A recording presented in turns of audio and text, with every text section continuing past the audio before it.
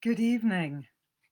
Ooh, how exciting. This is the first time that I'm doing a live session on Facebook and on Instagram simultaneously.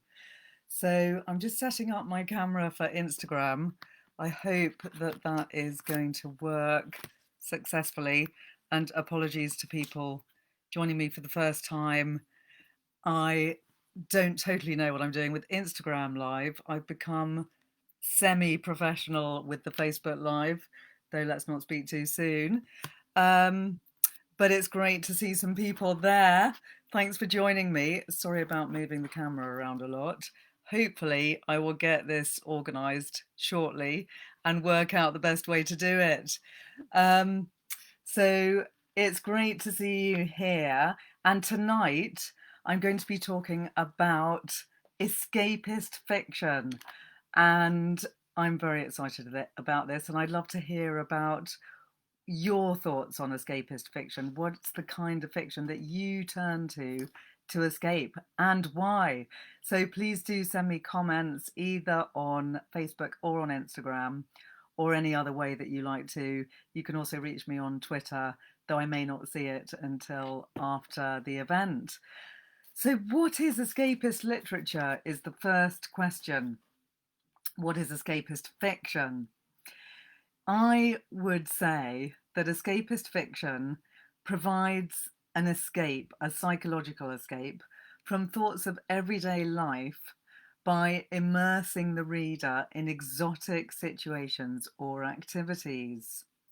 Sometimes the term is not used favourably. It can be used with a slight sense of condemnation, which I feel is unfair because we all need a bit of escapism, don't we? Hi, Lindsay. It's great to see you here as well this evening. Oh, and I'm sorry about the connection, which might be a bit dodgy, possibly because I'm using two types of machine at the same time. Anyway, so escapist fiction, many people in the literary world can say with a slight sense of slurring the idea of escapism, which I feel is unfair because a very important part of bibliotherapy is that we need to escape into our books. We want to go to new places and we want to escape our everyday life. And there's absolutely nothing wrong with that. When you read, the very fact of reading for 6 minutes at a time is better than an hour's meditation. This is something that I've talked about before. And obviously, reading deep and profound literature is a great and important thing to do. But equally, reading literature just for the fun and the joy of reading is, I would say, as important, particularly in these times that we're living in, where, frankly, we all need to escape from our everyday lives. Neil Gaiman actually has some very good words about escapism and the idea of escapist fiction. He says, I hear the term bandied about as if it's a bad thing, as if escapist fiction is a cheap opiate used by the muddled and the foolish and the deluded, and the only fiction that is worthy for adults or for children is mimetic fiction, mirroring the worst of the world the reader finds herself in.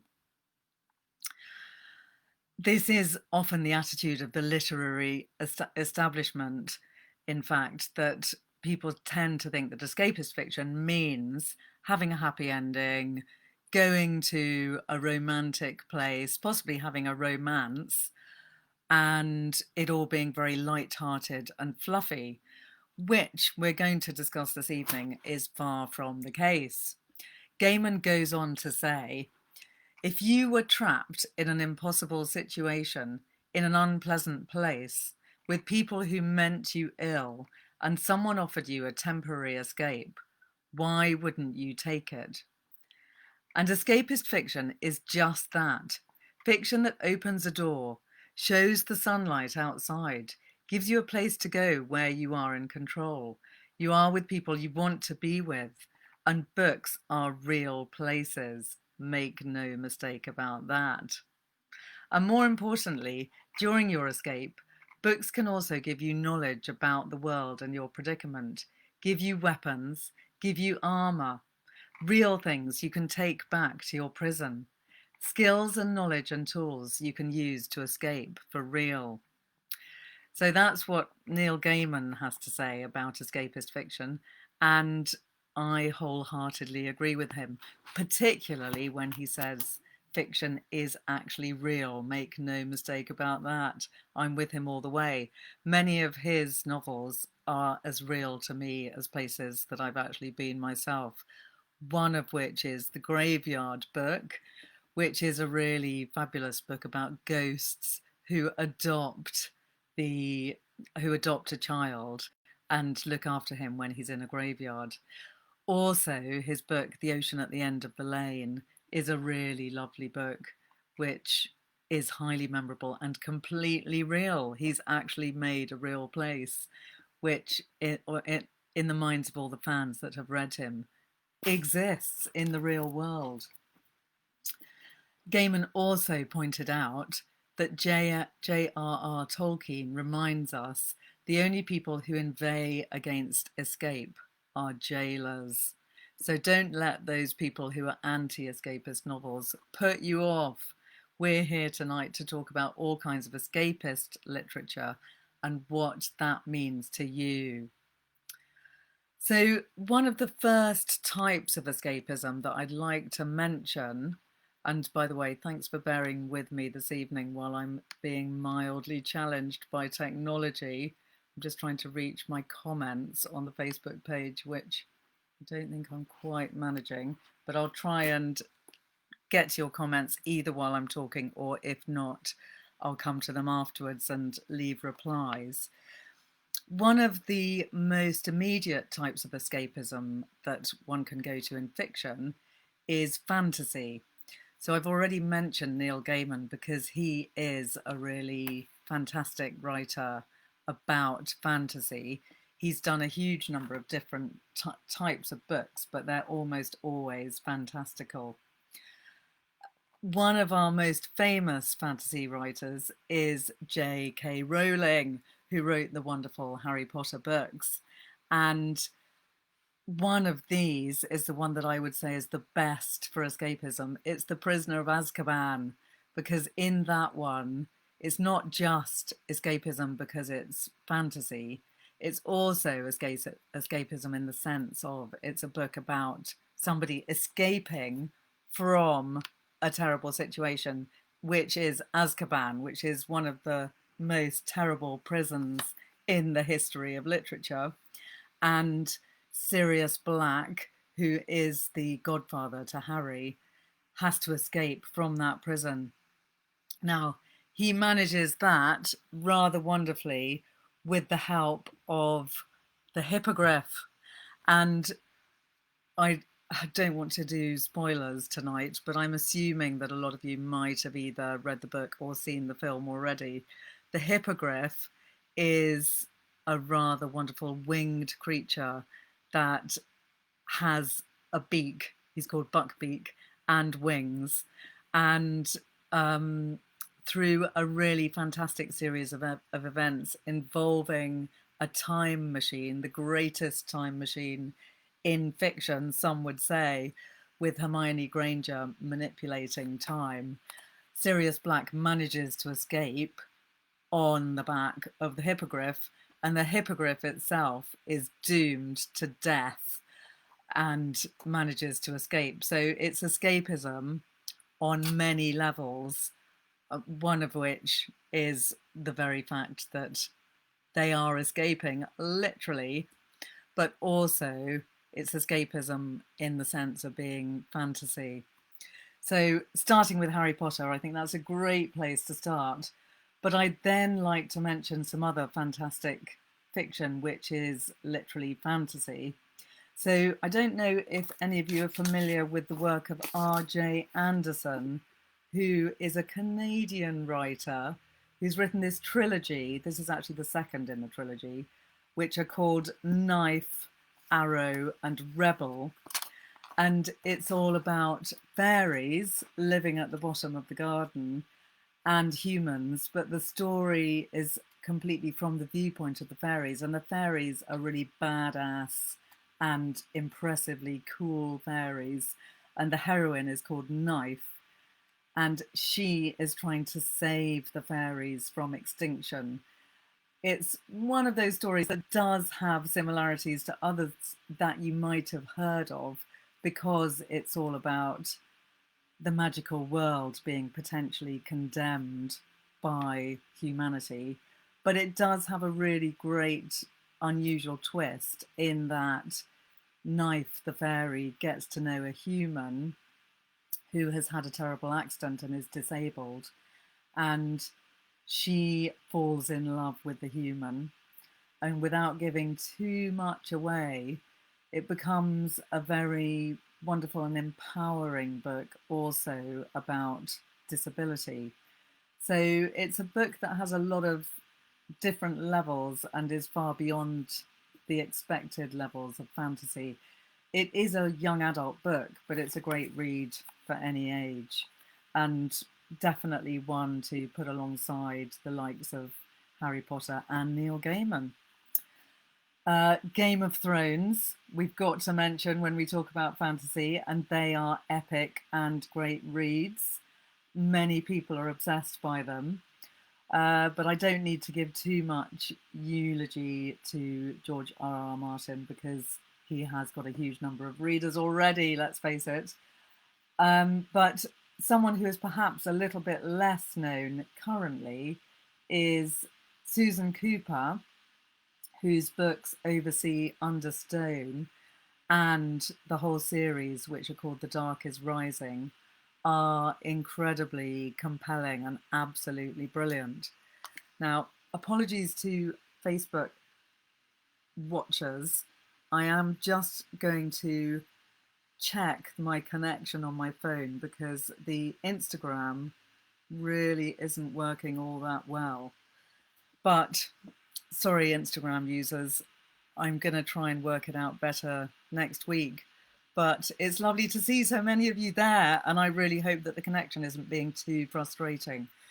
If it's really annoying, come and join me on Facebook, where it seems to be working better. So Susan Cooper's novels, which are, the first one is called Oversea Under Stone, are very spooky, very gripping, and really absolutely compelling. They're all about four kids going on holiday to their uncle's house in Cornwall. Classic beginning of a fantasy novel, a little bit similar to Narnia, some of you might be noticing, which also has to get a mention here with great escapist fiction. And while they're staying in the house in Cornwall, they discover a map which leads to a great treasure which is connected to the Knights of King Arthur. You can see where this story might be going, and it's a very deep, dark, magical book, and actually it really is quite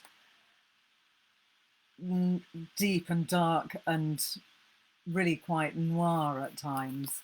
And it is a book that in many ways is more adult than quite a lot of fantasy novels, but I would very much recommend that to all ages, and particularly to lovers of Cornwall, because it really gets you into the setting of Cornwall.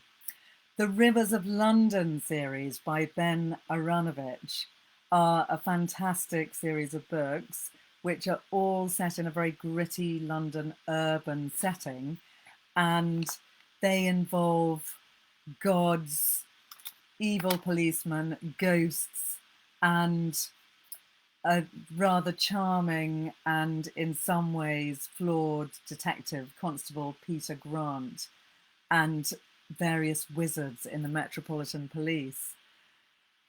The Rivers of London books, there are 8 of them, and Aronovich is still writing them. There's one is just being published in 2020. They describe the capital's magical underworld, and the latest one is called False Value, that just came out. You can read them as standalone books, but they're also great to read consecutively. Another one, before I move on from fantasy, that I'd really like to mention is China Miéville's The City and the City, which is actually one of my favourite fantasy novels.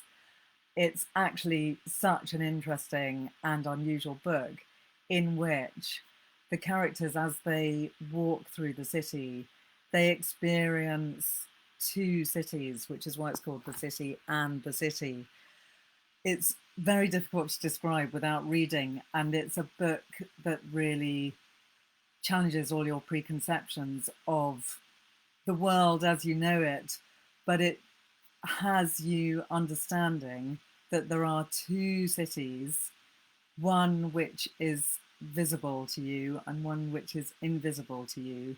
But if you take a sideways step, then you'll be able to see the second invisible city. It's got all kinds of laws which are very complicated, and it makes its own kind of sense. But that's one of the best things about fantasy novels, that they have a unique logic which wouldn't make sense if you were just to try and describe it as I am now. But once you read the book and keep getting into it, then it's incredibly powerful.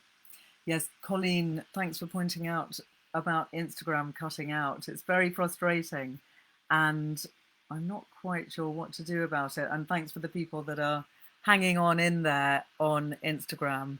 I do apologise. Maybe next week I'll be able to set up a better connection somehow. So moving on from fantasy, although there's obviously a huge number of extra and lovely books that we could mention there, and I'm sorry not to be having time to talk about them all.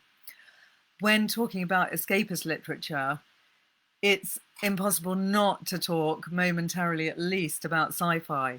I think I would like to do another session exclusively about sci-fi because it's such an enormous topic. But when thinking about escapist novels, The Hitchhiker's Guide to the Galaxy by Douglas Adams is one of my favorites. It's a hugely successful and joyous novel, and also has sequels, that has in some ways created generations of people who always carry towels around them because of reading the great advice of Douglas Adams. It's very funny, it's very light-hearted and very, very upbeat. So that would be a top recommendation for me for escapist fantasy fiction. One I'd also really like to mention to people that don't know him is Michel Faber. He wrote a fantastic novel, which is huge. It's a bit of a tome, it's about 800 pages long, called The Book of Strange New Things, which is all about a priest or a vicar who has to leave the earth and go to another planet to tell them about the world of God. While he's on his way, Earth is possibly dying, going through a whole series of natural disasters based on climate change and other issues. And this man of God has left his wife behind. And he feels deeply conflicted about both leaving his wife behind and also whether he really has the faith to spread it to the world. So this is a really fascinating novel which asks you many, many questions and takes you on this huge journey, which is all about facing his demons when he gets to that other planet, and also realizing that the first thing he has to do before he can do anything and teach them anything is to teach them how to speak a human language, which is English. So the first part of the novel is all about the strange mystery of trying to teach another language.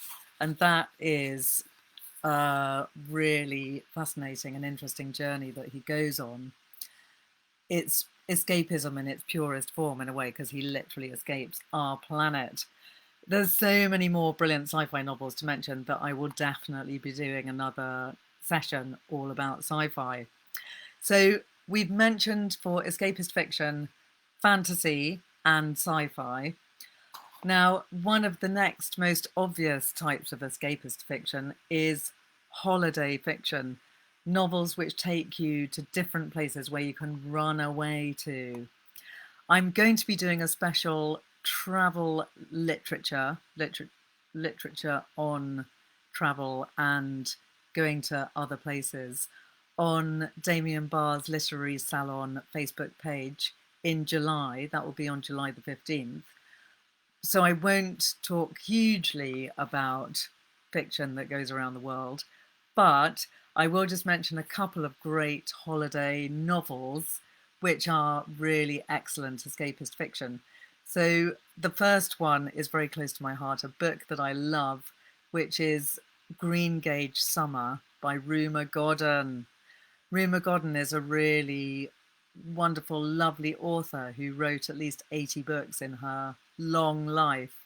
And Green Gage Summer is all about a summer holiday taken by three children sometime in the 1950s when their mother decides to teach them about the horrors of the Second World War by taking them to France to see the fields where so many people died.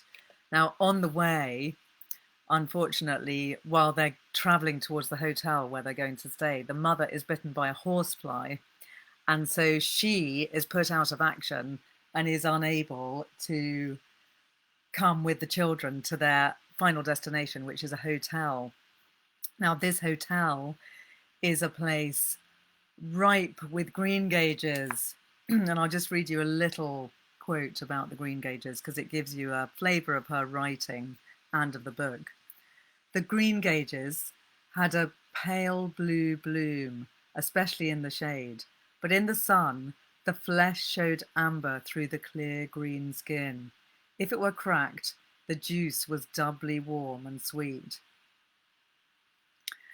It's a very sensual novel, and the book describes the coming of age and awakening, really, of the two girls. There are three children, Cecily, Joss, and I think he's called Willem, the little boy, who's also a really fantastic character in the book who loves to dress up his dolls in girls' clothes. And the two girls slowly become entranced with the atmosphere of the hotel and the various escapades of the adults that are going on around them. Cecily is 16 and she's becoming incredibly beautiful, and all the men are falling in love with her. Sorry, that's Joss who's 16. Cecily's the one that's 13. And there is a mildly dubious attraction going on between Cecily and a man in his 30s. But the book is essentially all about the headiness of a summer holidays when all the children are left to their own devices and are discovering what it is or what it might be to be an adult. And it is a very wonderful and totally escapist book, which also becomes slightly James Bond-esque towards the end. So it has a bit of a speedy, nearly car chase type ending. So it's got everything going for it. Another excellent holiday book, which is a different kind of escapist novel to Green Gage Summer because it's much more modern, is Nine Perfect Strangers by Leanne Moriarty, which is a novel about a romance author who goes to stay in a health spa with a difference where many people have gone to sort themselves out. They've all got various different issues. There are 9 guests and they all have really fantastic backstories.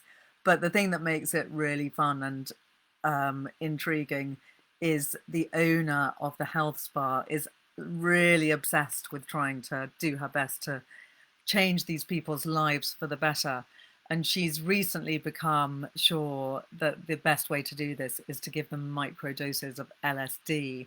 And actually, she ends up giving them a huge LSD trip, which is all rather hilarious and becomes quite dark and comical, and I would very much recommend it as a really great escapist read. Just for the last of these excellent holiday reads, which are light and fun, there's another one called Beach Read by Emily Henry, which is actually coming out here in the UK in August, which is about two authors living in neighbouring villas for the summer. And they are struggling equally with their books that they're trying to write. One is a romance author, and one is a very literary author. And they were arch rivals and hated each other when they were at college together. And then they find themselves in neighbouring villas on holiday trying to finish their books. And you can imagine what might happen. They at first hate each other. They then decide to help each other write each other's books because they're both having writer's block. And they swap manuscripts. And it all, of course, goes horribly wrong. But while it's going horribly wrong, the two characters, who are rather hilariously called Augustus and January, begin to fall in love. And there are many ups and downs, but it is a novel with a happy ending.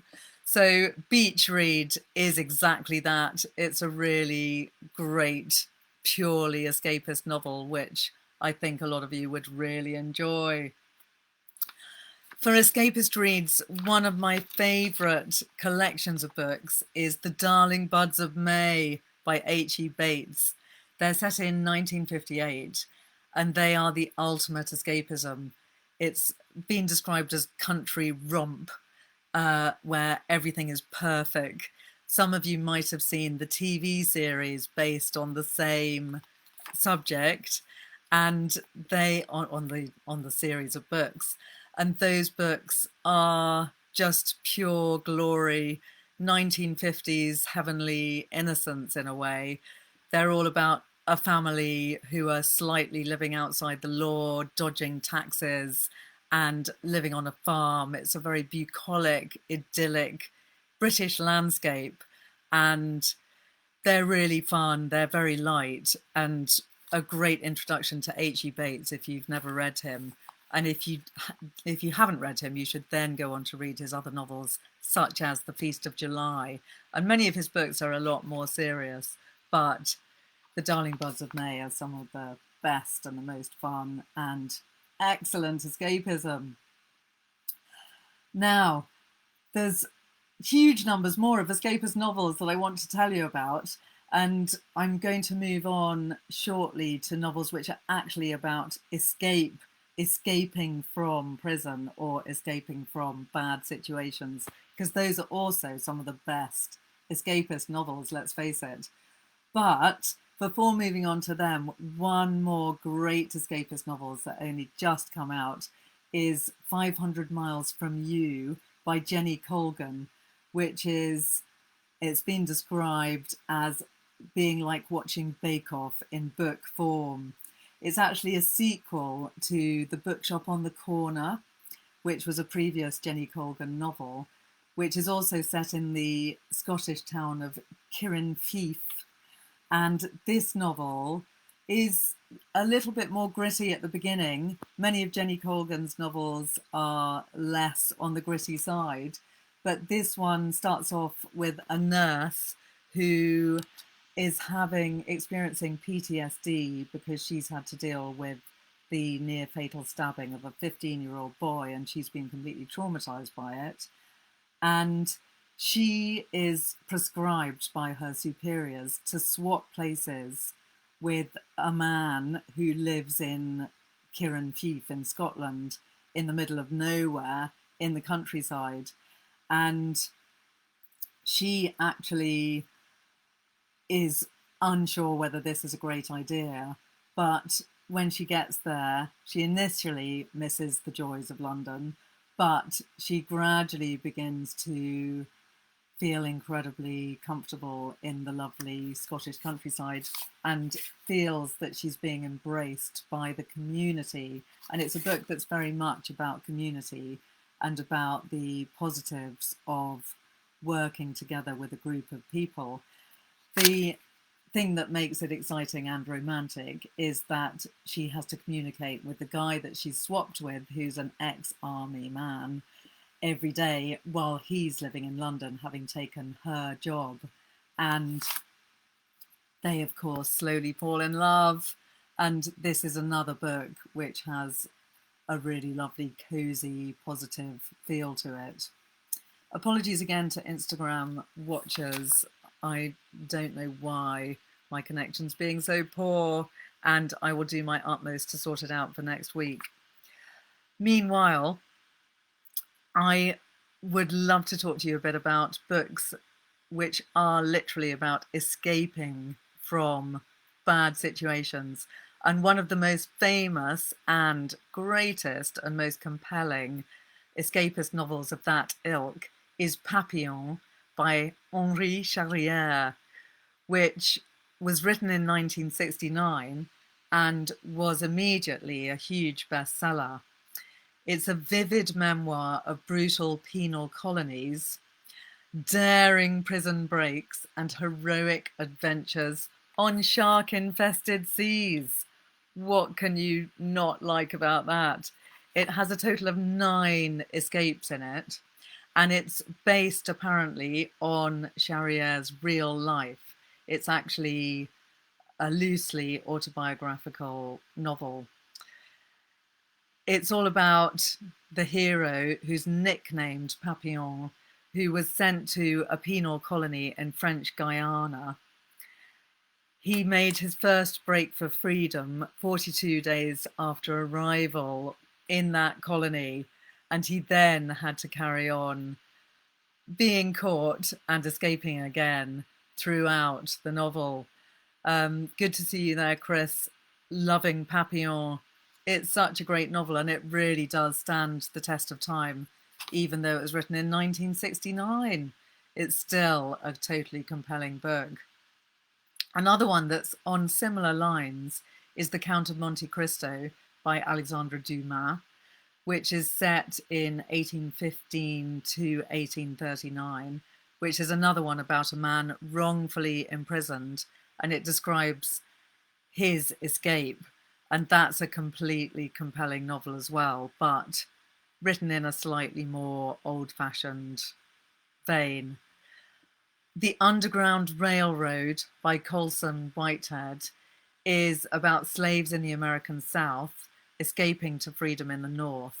That was a recent Booker Prize winner, and it's a really superb novel which is completely compelling in a quite magical way.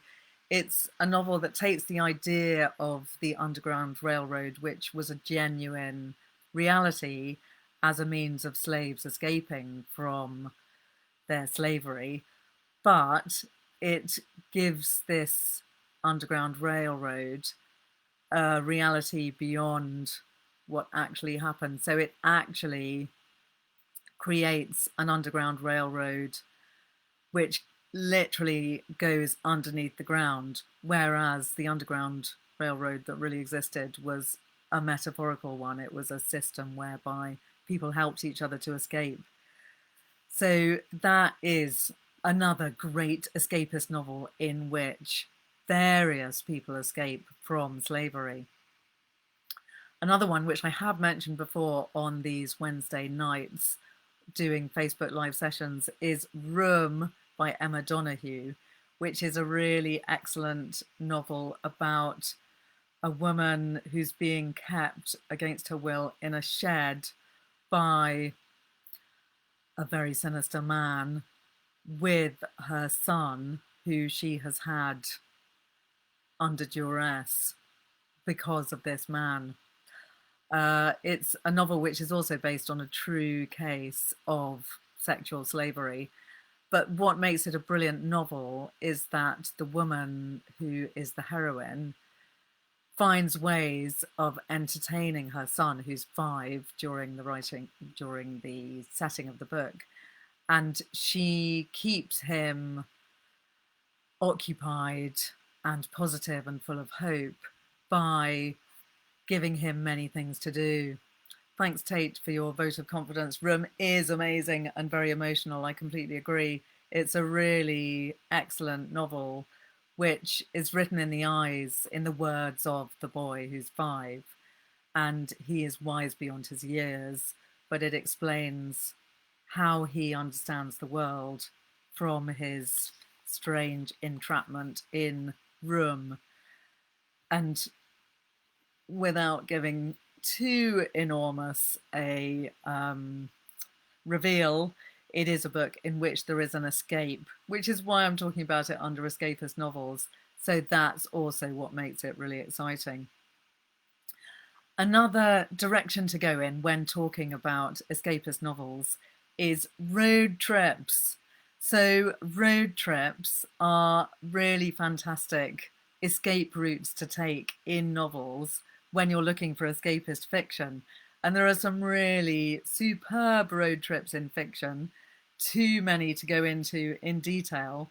But one of my favourites is The Year of the Hare by Arto Pasalina, a Finnish author, which was written in 1974, and it's become a cult classic because it's about a middle-aged man who gets fed up with his life, and when he one day is going out on an assignment as a journalist, he hits a hare with his car accidentally, and a hare meaning the animal, like a rabbit, and he then picks up the hare, deciding that he must save it, and he goes off into the woods and disappears from his life, going off to start a new life with the hare, leaving his wife behind him in Helsinki and never telling her what he's doing.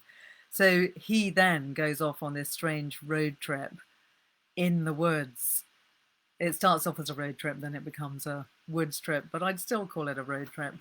And it is a magical, strange, and fascinating story. It's quite short. It's only about 150 pages long. And it is a really great piece of escapist fiction. Another one that I love is this perhaps not so known book in England, Why We Took the Car, which is by Wolfgang Herrndorf. It's apparently sold 1 million copies worldwide, but it does tend to be one that people haven't heard of, I find so often here. And that's a really great road trip novel, all about 2 kids. It could be called a young adult novel. They're maybe 15, maybe 16, who go off on a mad road trip from Germany to Romania. And on their way, they have many crazy adventures. And they start off not even liking each other, but as they go on the journey, the friendship evolves. And it's a really good read. It's very funny. It's surprising and strange and refreshing, and one that I'd very much recommend to all of you. So another aspect of escapist literature, moving on from road trips, is the great big tome kind of escapism. I meet a lot of people in my bibliotherapy sessions who love to read massive tomes. I think there's something about picking up a huge book that makes them feel very relieved and happy that they're going to be spending time in the company of this author and these characters for a long time. And some of the greatest tomes that I've personally read are historical novels. Not everyone loves a historical novel, but I know a lot of readers that do. And C.J. Sansom's novels, which are all about Henry VIII and a lawyer called Shardlake, are some of the best escapist novels that I've ever read. There's Dissolution, Dark Fire, Sovereign, Revelation, and many more. And they're all about a hunchbacked lawyer called Shardlake in the court of Henry VIII, who gets involved in various extreme plots when he has to save the day, essentially, to put it in a nutshell. But each of these novels is about 800 pages long, and they're all incredibly gripping. They're the kind of books that you stay all night up reading, and they're very vivid. They have an enormous amount of detail and extremely well researched. Jonathan Strange and Mr. Norrell by Susanna Clarke. That's another great epic tome, which is really fantastic to escape into. Some of you here might have seen the TV adaptation. It's a really excellent and strange story. It is very long, but once you get into it, you become immersed and can't escape its clutches. It's a kind of dark magic novel which describes fairies, going back to the fairy book that I mentioned earlier by R.J. Anderson. It's got a similar kind of vibe to the fairies. The fairies are not by any means happy, flighty, gossamer fairies. The fairies in Jonathan Strange and Mr. Norrell are really quite terrifying and sinister.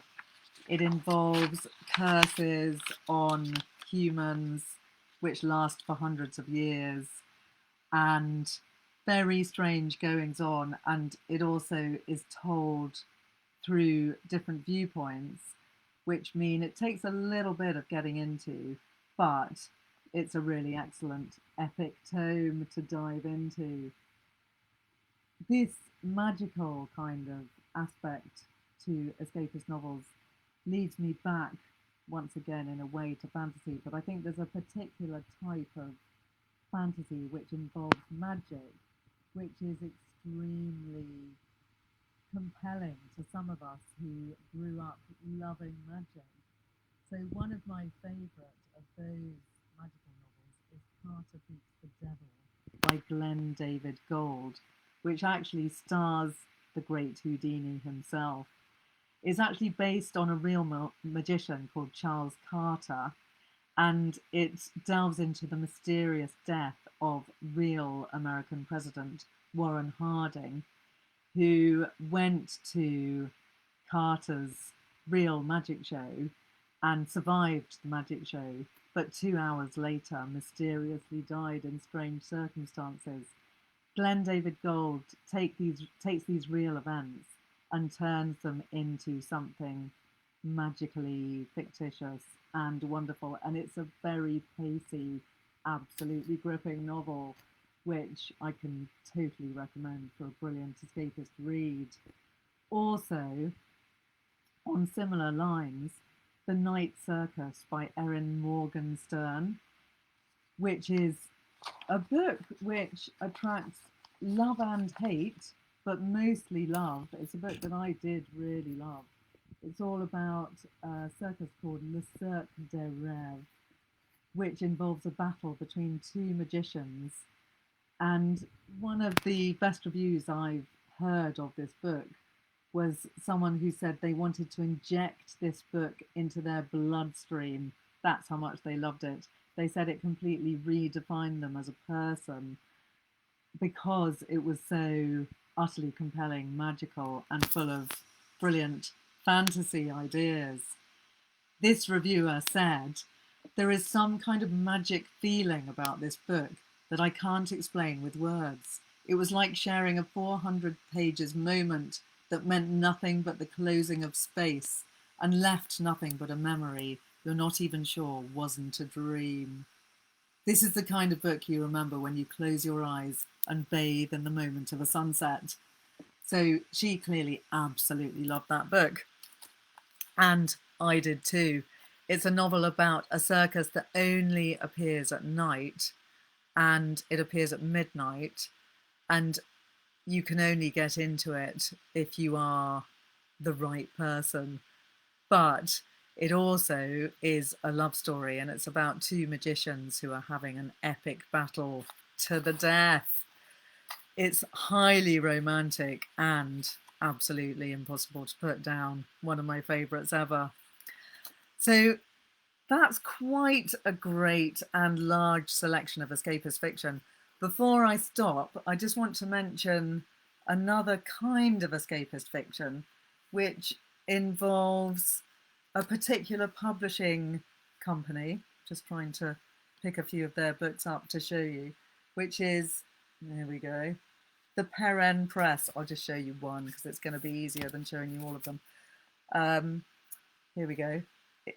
The Perrin Press create these really lovely books which are very beautifully produced. And each one, the thing that I love about these books, is produced with the idea that you can read it during the period that you would watch a film. Isn't that a great idea? So all of their books are of a certain length. They're not too long to read for more than a couple of hours. So the idea is that you sit down with one of these books for an evening and read the whole thing through. They are really great books. They're all very different to each other. They're all translated from European languages, and they are all equally fascinating. I would recommend having a good old Google of Perrin Press and finding some of their books, because they are always a good read. And don't you love that idea of escaping into one of them for an evening, which is something that I'd recommend to all of you. Tate, you're saying you read very slowly. Fair enough. Not everyone will be able to read one of them in a whole evening, but maybe the equivalent would be to try and get them as an audiobook and listen to it instead during an evening while doing something else. That's a thought. So next week here, I've decided that it's high time that we might celebrate animals in literature, because so many of us have actually been kept sane by our pets, by our cats and our dogs and our chickens. So I'm going to do a special session on cats and dogs in literature. Maybe some other animals will be mentioned as well, but I'd also love to hear your thoughts about any particularly wonderful books that you've read which have starred animals in a major way. The next session that I'm doing on the Damien Barr Literary Salon Facebook page is going to be on gardening in literature, which I'm really looking forward to. And that is going to be on July the 15th. And meanwhile, I look forward to seeing you all again. Chris, hamsters, that is a very good point. There are some brilliant books about hamsters, and I'm going to bring them in too, definitely. And apologies again to the people who are watching on Instagram. I will do my utmost to sort that out for next week and make sure that people can watch from there too. Kate, thanks for mentioning dragons. I might bring them in too, though that could be a whole different session in itself. There's just too many good books to talk about. So thanks for coming again. I will post a list of all the books either later tonight or tomorrow morning. And thanks for coming.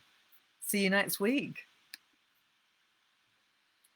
Just to say goodbye to Instagram users. I'm sorry that it's been not the best connection. I'll do my best to get it organized for next week to be a better connection. Good night.